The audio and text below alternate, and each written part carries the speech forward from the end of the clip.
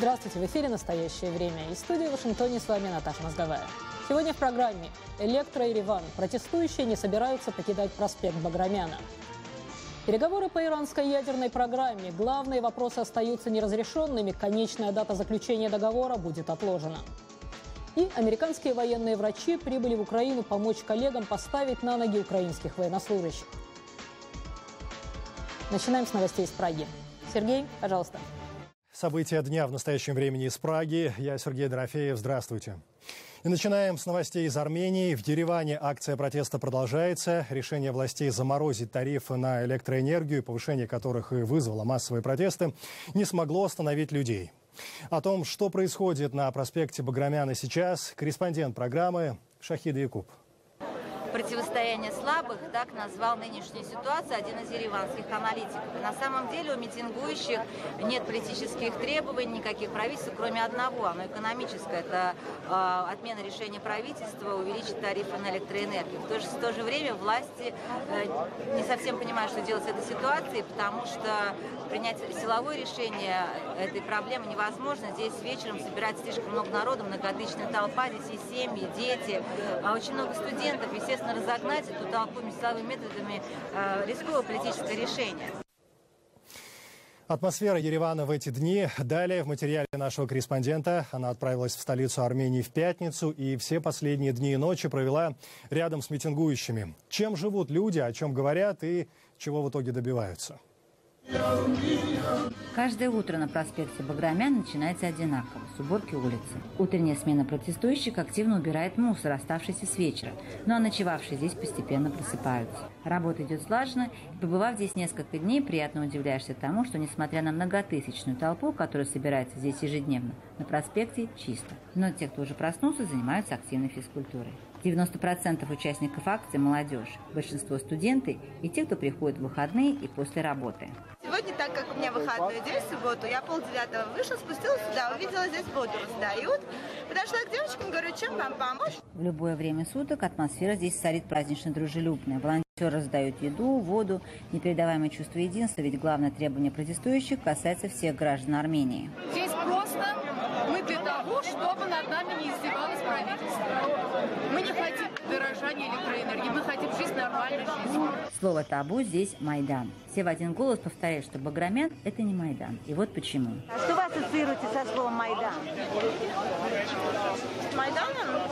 Ну, наверное, более ожесточенная борьба с оружием, с внешними третьими силами, которые просто ужесточают из своих интересов. Такое впечатление от украинского Майдана, скорее всего, вызвано чрезмерным просмотром российских федеральных каналов, которые в свое время освещали украинский Майдан как бунт ультраправых, приведший к кровопролитию. Ирония заключается в том, что увидев, как российские федеральные каналы обвинили демонстрантов в нападении на полицию, сейчас за каждым российским корреспондентом ходит хотя бы один протестующий и мониторит их прямое включение. Уходить с Баграмяна люди не собираются. Власти несколько раз предлагали варианты решения вопроса, но ни один из них не удовлетворил единственного требования митингующих – отменить решение о повышении тарифов на электроэнергию.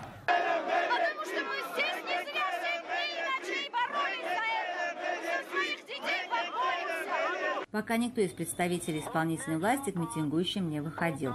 Единственный человек, который общается с ними, это заместитель начальника полиции Еревана Валерий Осипян. Решимость протестующих оставаться на Баграмяне не поколебало вчерашнее заявление Валерия Осипяна о том, что после 11 вечера митингующих будут разгонять. Но он, видимо, был уверен, что люди разойдутся. Наши граждане Армении законопослушные. Часам к 11 народу на площади поприбыло, и расходиться никто не собирался. Протестующие мирно сидели на улице, пели, танцевали и были уверены, что полиция не станет разгонять такую толпу. Просто мы не для этого здесь, чтобы расходиться. А вы не боитесь, что сейчас начнут брутально с вами расправляться? Нет. Это нас не пугает. Вообще не пугает. Нас невозможно напугать. К утру было все так же, как и каждый день. Баграмян наполнен людьми, которые полны решимости оставаться до конца. А власти тем временем пытаются решить проблему, но пока непонятно как. Шахида Якуб, «Настоящее время», Ереван. Мне остается добавить, из-за акции протеста российский холдинг «Интеррау» ищет покупателей на свою компанию «Электрические сети Армении». Она занимается сбытом энергии. Как пишет газета «Коммерсант», со ссылкой на свои источники, найти нового собственника непросто. Компания накопила значительные долги. Митингующие выступают против компенсации убытков электрических сетей Армении из госбюджета. Сама же Интеррао опровергает информацию о переговорах по продаже своей компании. Греция как никогда близка к дефолту и выходу из еврозоны. Завтра истекает срок, до которого Афины должны выплатить международным кредиторам 1 миллиард 600 миллионов евро. Накануне греческое правительство объявило об экстренном референдуме по вопросу отношений с МВФ, Европейским Центробанком и Еврокомиссией. Заявление руководства Греции стало неожиданностью для ЕС, а торги на европейских биржах открылись резким падением. И тем не менее, Евросоюз не собирается делать Греции новых предложений. Глава Еврокомиссии Жан-Клод Юнкер обвинил Афины в попытке срыва важных переговоров. Все наши усилия пошли на смарку, когда был объявлен референдум, и началась кампания, которая призывает отказаться от соглашения, но не раскрывает всей правды. Борьба одной демократии с 18 другими недостойна великой греческой нации.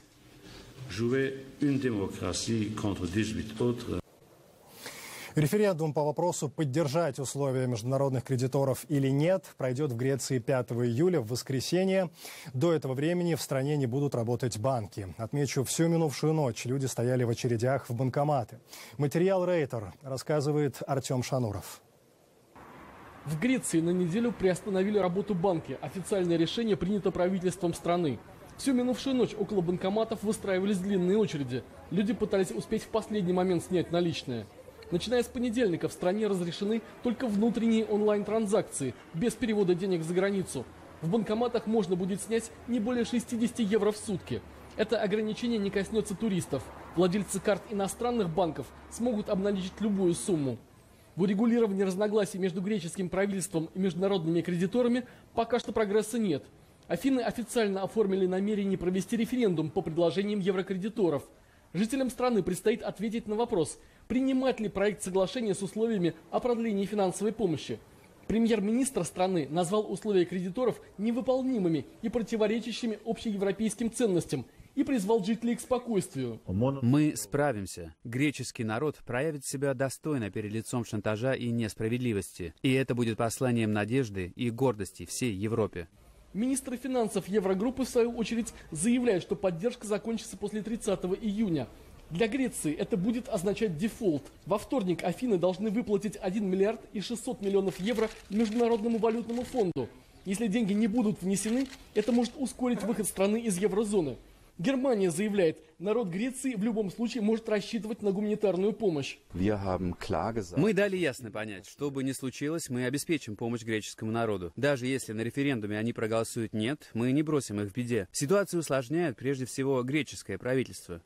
Опросы общественного мнения показывают, что независимо от исхода референдума, большинство граждан Греции выступает против ее выхода из зоны евро. Медпомощь на дом. Американские военные врачи прилетели в Киев, чтобы помочь поставить на ноги десятки военнослужащих украинской армии. В больнице, в отделении для раненых медиков встречала и корреспондент программы «Настоящее время» Ирина Кононенко. Его группа подорвалась на фугасе под Катериновкой еще в мае. Но до сих пор парень не может ходить, а руки вообще не слушаются. 20-летний Алексей Попович даже и не надеется на скорейшее выздоровление. 2 наших хлопцы загинули, а мы втрьох выжили. 2 наших ребят погибли, а мы 3 выжили. Меня успели вытащить из машины. Мне главное научиться ходить, и чтобы руки работали. Алексею повезло. Украинские волонтеры пригласили американских физиотерапевтов, которые обещают поставить на ноги парня уже за 3 дня.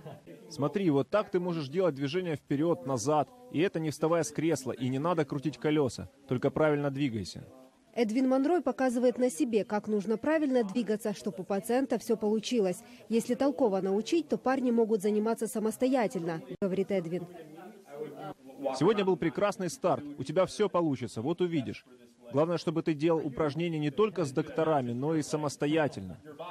Перенимать опыт у иностранных докторов для украинцев с недавних пор стало нормой. Волонтеры утверждают, это только помогает им быстрее поставить на ноги солдат.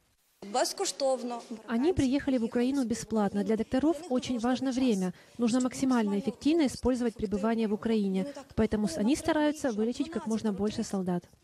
В Украине военных докторов на пальцах сосчитать. Среди них и Кирилл Кравченко. За период АТО доктор спас не один десяток жизней. Говорит, им в полевых условиях приходится приводить в чувство бойцов практически голыми руками. К сожалению, война на Востоке, которая у нас творится, по тяжести полученных повреждений, она значительно превышает ранее виденные травмы. Те ранения, которые мы видим сейчас, во-первых, очень часто вообще несовместимы с жизнью.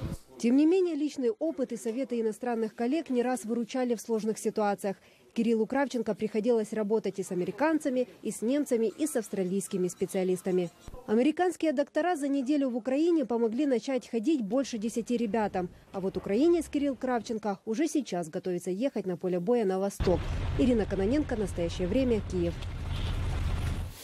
И пришло время эфира коллег. В Вене продолжаются переговоры по иранской ядерной программе. Участники дают понять, что вряд ли достигнут соглашения к установленному сроку. Подробности из Вашингтона. Наташа. Да, Сергей, конечная дата назначена на 30 июня, но ряд крупных противоречий еще не разрешен. Мировые державы выступают за постепенное снятие санкций в обмен на соглашение, которое ограничит возможности Тегерана по созданию ядерного оружия. Но в то же время министр иностранных дел Ирана Мухаммед Джавад Зариф заявил, что хорошее соглашение должно предусматривать немедленное снятие санкций. Все дело в достижении баланса, считает генерал Джеймс Картрайт, бывший заместитель главы Объединенного комитета начальников штабов. С одной стороны, нужно дать Ирану возможность защищать свой суверенитет, но нам также нужно получить определенный протокол, который позволит нам выехать на место, если появились обоснованные подозрения, что там, возможно, происходит какая-то скрытая деятельность. Продолжение переговоров после 30 июня может быть проблематичным, полагает аналитик Фонда защиты демократии Эммануэль Аталенге. Недавний опыт говорит нам, что каждое продление переговоров на самом деле приводит к новым уступкам иранской стороне. Россия представила новый танк Т-14 «Армата». По словам его создателей, танк опережает западные аналоги на 20 лет, а управлять им предельно просто, как в компьютерной игре. Эксперты подвергают сомнению эти заявления, называя дорогую модель не самым удачным капиталовложением для слабеющей российской экономики. Подробности в репортаже Генри Риджуэлла из Лондона. Танк «Армата» – один из продуктов многомиллиардной военной модернизации России. Т-14 был впервые показан на параде в честь Дня Победы в Москве. Главный конструктор «Армата» отмечает, что танк построен на основе передовых технологий, включая необитаемую башню. А динамическая защита «Арматы» способна выдержать обстрел всеми типами противотанковых средств из арсенала НАТО. И если был произведен выстрел по танку, то да, на танках есть комплекс активной защиты, который позволяет осуществлять силовое воздействие на подлетающие противотанковые средства, вычислять координаты, точку встречи и защитным боеприпасом фактически либо снижать его действие, либо полностью его разрушать. Конструкторы танка сравнивают управление «Арматой» с компьютерной игрой. То есть новая философия этих машин в том, что дистанционно управляемое боевое отделение, мультиспектральные каналы, новые алгоритмы. И экипаж, по сути, можно привести пример, что как будто бы он, грубо говоря, играет в компьютерную игру. То есть ему остается только выполнять какие-то завершающие действия, принятие решений. По мнению аналитика Международного института стратегических исследований Генри Бойда, к рекламной кампании любого производителя военной техники стоит относиться с долей скептицизма. Насколько лучше этот дизайн по сравнению с западными образцами танков, мы узнаем позже. Но я уже могу с уверенностью сказать, что заявленным характеристикам Т-14 соответствовать не будет. В какой-то момент придется задуматься и о стоимости этой машины. Цена одного Т-14 оценивается примерно в $8 миллионов, что равно стоимости легкого истребителя. Санкции Запада, введенные в отношении Москвы за ее роль в конфликте в Украине, а также падение цен на нефть, оказали негативное влияние на российскую экономику. Начало массового производства запланировано на 2018 год. Состоится ли оно, еще под вопросом. По мнению аналитика, вероятность того, что «Армату» увидят на полях боев в Восточной Украине, мала, даже в случае эскалации конфликта. Генри Бойд, тем не менее, подчеркивает, что геополитическая доктрина Путина играет большую роль в развитии этой технологии. Вполне вероятно, что мы увидим Т-14 на передовых российской интервенции или квазивторжении в соседние с Россией страны в недалеком будущем. Кремль отрицает свое участие в конфликте в Восточной Украине, однако соседи России, как и НАТО, продолжают пристально наблюдать за «Арматой». Пик американского и российского противостояния пришелся на период холодной войны, но ни после распада Советского Союза, ни с приходом в Кремль президента Путина соперничество между спецслужбами двух держав не прекращалось ни на день. В этой серьезной, подчас и трагической борьбе есть и более светлые, ну и даже комические эпизоды. Вот один из них оказался настолько уникальным, что он лег в основу книги, по которой скоро будет сниматься голливудский фильм. С героем этой истории познакомился наш корреспондент Вадим Оленичев. Навид Джамали является не профессиональным шпионом, а совершенно обычным гражданином США. В его работе, в отличие от карьеры Джеймса Бонда, не было экзотических достопримечательностей, пятизвездочных отелей и сногсшибательных красавиц. Но благодаря своим неординарным способностям этот общительный американец пакистанского происхождения оказался в центре таких увлекательных событий, что даже написал книгу о своих похождениях. Не случайно, что одну из встреч с общественностью Вашингтона Навид провел в лавке букиниста. В его жизни все началось как раз с того, что в книжном магазинчике Нью-Йорка, который Джамали унаследовал от родителей, появился человек, назвавшийся Олегом Кулаковым. Он оказался резидентом российской разведки.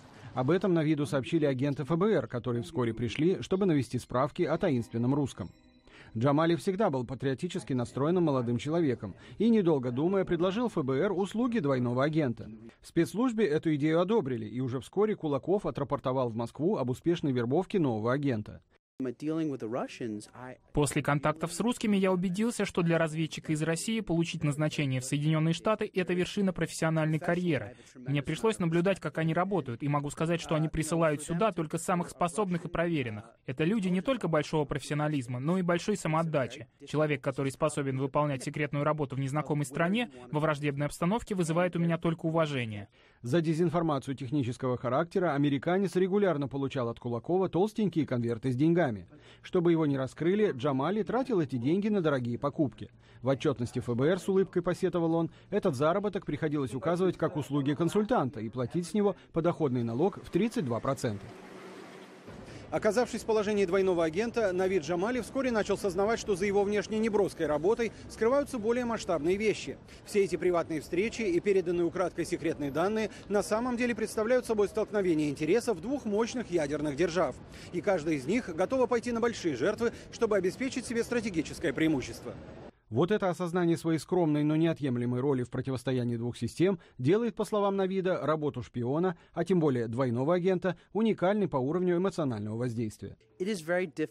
Это очень тяжелая работа, и в первую очередь психологически. Работать приходится, не зная, что последует за каждым твоим шагом. Кроме того, надо по своей природе быть экстравертом, надо уметь легко и непринужденно общаться с людьми. Если ты не умеешь этого делать, эта работа не для тебя. Правда, сам герой явно поскромничал. По соображениям коммерческого характера он не мог рассказать нам окончание этой шпионской истории.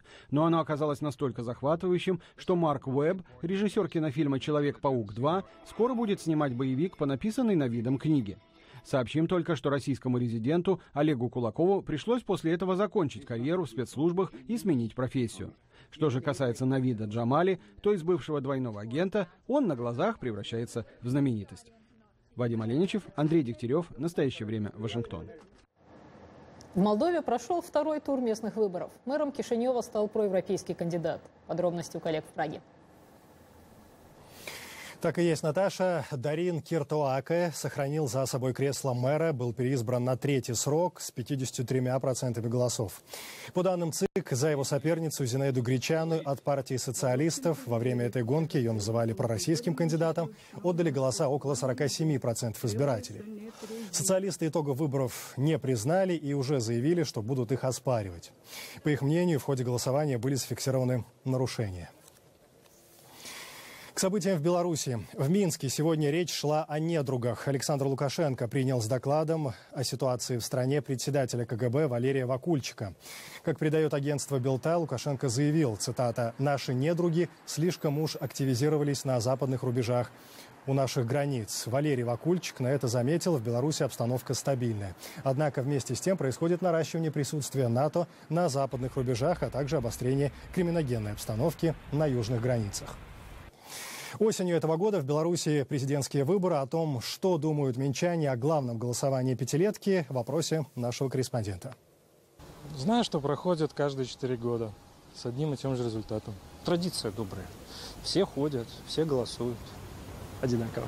Я просто удивляюсь, как вы молодые не понимаете, что выборов никаких у нас нет. с 94 года. А вы знаете, меня устраивает вот существующий президент. Вот могу сказать, что буду голосовать за него. Ну, еще пока не интересовались особо.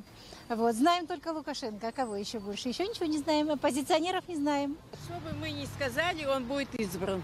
Все, вот это я вам скажу. И далее в Центральную Азию. В Кыргызстане 79% населения поддерживают политику Кремля. Таковы результаты исследований, проведенных компанией Gallup по вопросам международной политики. Российские каналы там смотрят практически все телезрители, а при переходе на цифровое вещание Кыргызстан может включить российские телеканалы в социальный пакет. Корреспондент программы «Настоящее время» Жибек Бегалиева.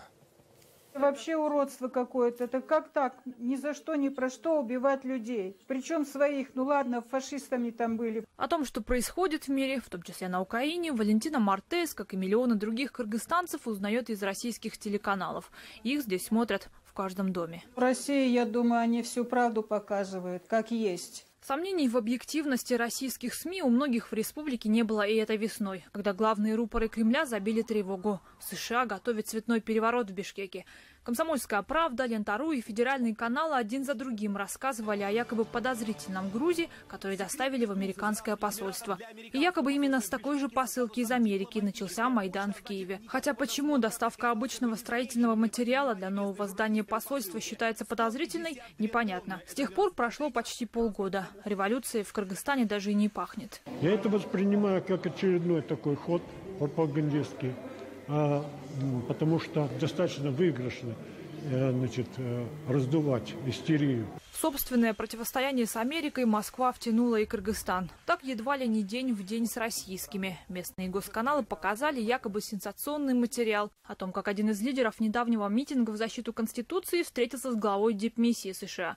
На видео видно, как машина с дип-номерами заезжает в офис партнерской группы «Прецедент». Американский след в гражданской акции нашла и «Россия-24». Протест против очередной попытки правящих фракций переписать под себя Конституцию кремлевские СМИ считают проектом США. Отчетливо видно, как в офис Нурбека Тактакунова заходит не кто-нибудь, а сам гений цветных революций, временный поверенный в делах США в Киргизии Ричард Майлз. Однако ни кыргызских журналистов, ни их коллег в Москве не смутило, что самого Майлза на кадрах нет. Любую фантастическую идею нам сейчас подвести, показать ее в пропаганде, в такой упаковке определенной, и люди на это покупаются. Люди разучились думать. По данным последнего исследования компании Gallup, политику Кремля и без того поддерживает 79% населения республики. Это чуть ли не больше, чем в самой России. Среди 135 стран, в которых провели опрос, республика уступает только Таджикистану и занимает второе место. Не потеряют свои позиции российские СМИ и после того, как Кыргызстан перейдет на цифровое вещание. Бесплатный пакет каналов, кроме государственных СМИ Кыргызстана, возможно, включат и иностранные, российские. Российские каналы приходится смотреть.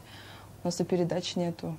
Вот, мы понимаем, что есть пропаганда российская. При этом другие зарубежные СМИ за телевизионный эфир в Кыргызстане платят. В случае с Россией – наоборот. Расходы за ретрансляцию российских телеканалов понесут обычные налогоплательщики. Жибек Бегалиев, Азат Интымаков. Для настоящего времени из Бишкека. И прервемся на эфир из Вашингтона, где до сих пор обсуждают решение Верховного суда узаконить однополые браки. Наташа, продолжайте. Да, Сергей, не только. Верховный суд США за последние несколько дней принял ряд важных решений. Вот, в частности, сегодня он признал соответствующей Конституции практику применения смертельной инъекции в отношении заключенных, приговоренных к смертной казни. Инициаторами судебного иска стали приговоренные к высшей мере наказания из тюрем в штате Оклахома. Они утверждали, что применяемый препарат мидазолам не облегчает боль и не вводит в бессознательное состояние перед смертельным уколом. Таким образом, говорилось в иске, нарушается 8-я поправка к Конституции США, которая запрещает жестокие и необычные наказания. Сторонники отмены смертной казни могут быть разочарованы решением Верховного суда. Смертная казнь разрешена сейчас в 32 штатах, хотя применяется лишь в 7. И смертельная инъекция является главным методом приведения приговора в исполнение. В Нью-Йорке через 2 дня после исторического решения, принятого Верховным судом в пятницу, о легализации однополых браков по всей стране, прошел ежегодный гей-парад, самый многочисленный в США. На параде побывала наш нью-йоркский корреспондент Виктория Купчинецкая. Она сейчас с нами на связи. Вика, парад как-то отличался в этом году от предыдущих? Наташа, ну действительно в этом году парад как-то был особенно веселым, особенно радостным, можно даже сказать триумфальным, потому что его участники вот праздновали это историческое решение Верховного суда о легализации однополых браков на территории всех Соединенных Штатов. В параде приняло участие более 20 тысяч человек, сотни таких красочных музыкальных платформ проехали по Пятой авеню. В параде приняли участие самые различные организации, государственные организации, федеральные, городские, представители различных городских департаментов, а также частные компании, крупные корпорации, представители церкви, представители образовательных учреждений. То есть, если смотреть на вот этот спектр поддержки, можно сказать, что ЛГБТ-сообщество поддерживается в Нью-Йорке самыми широкими слоями населения. В параде принял участие также мэр города Билл де Блазио. Он пришел туда со всей своей семьей, с женой и с 2 детьми. И он на параде облачился в такой галстук, то есть он надел на себя галстук в радужных цветах. Здесь очень важно как бы обсудить, отметить, о чем же вот было это решение Верховного суда, которое было принято в пятницу. Оно было принято большинством голосов. 5 судей проголосовали за, 4 проголосовали против. И те, которые проголосовали за, вот они написали позже, объяснили свое решение тем, что ЛГБТ-сообщество, представители ЛГБТ-сообщества пытались добиться равного с другими уважения их достоинства перед лицом закона, и они это по решению суда получили в соответствии с 14-й поправкой к американской конституции. Ну а те судьи, было меньшинство, 4 судей, которые проголосовали против, они назвали это решение претенциозным, непоследовательным, и они сказали, что вот Конституцию так по-современному нельзя интерпретировать. А те судьи, которые были за, они видят Конституцию, американскую Конституцию, как такой живой документ, который соответствует, можно сказать, соответствует веянию времени, духу времени и настроениям, которые существуют в американском обществе. А по опросам населения большинство членов американского общества, большинство американцев однополые браки поддерживает. И еще даже до вот этого решения в пятницу в 37 штатах, американских штатах однополые браки были легализованы. Вика, да, в 2 словах только, были ли на параде русскоязычные представители ЛГБТ-сообщества? Да, конечно, там были русскоязычные представители ЛГБТ-сообщества. В США существует организация, которая называется РУСО-ЛГБТ, которая объединяет русскоязычных геев и лесбиянок из постсоветского пространства. Они там были, они принимали участие, они в параде маршировали, они маршируют в этом параде уже несколько лет и вместе со всеми нью-йоркцами и гостями празднуют вот такую толерантность и приятие самых разных групп общества. Спасибо. Это была Виктория Купчинецкая, наш корреспондент в Нью-Йорке. Другие новости. Дэвид Суэт, второй из 2 убийц, недавно бежавших из тюрьмы в штате Нью-Йорк, был ранен полицейским и схвачен недалеко от канадской границы. Через 2 дня после того, как сотрудник федеральных правоохранительных органов застрелил сообщника Суэта Ричарда Мэтта. На протяжении последних 3 недель сотни полицейских прочесывали леса штата Нью-Йорк в попытках обнаружить 2 беглецов. Серьезный поворот в поисках произошел в пятницу, когда водитель автомобиля с прицепом-трейлером услышал громкий звук, который он принял за звук разорвавшейся шины. Остановившись, он обнаружил в трейлере пулевое отверстие. Прибывшие полицейские почувствовали запах пороха в трейлере и нашли улики, указывающие на то, что кто-то выскочил через заднюю дверь. Через некоторое время полиция обнаружила Мэтта. Он был застрелен, когда отказался подчиниться приказу поднять руки вверх. 49-летний заключенный отбывал 25-летний срок за похищение и убийство своего бывшего начальника в 1997 году. На этом наша передача подошла к концу. Спасибо, что были с нами. Мы благодарим наших коллег в Праге и прощаемся с вами до завтра. Мы благодарим коллег в Вашингтоне и всех наших зрителей. Смотрите нас в эфире своих национальных телеканалов. В настоящее время Сергей Дорофеев. Всего доброго. До свидания.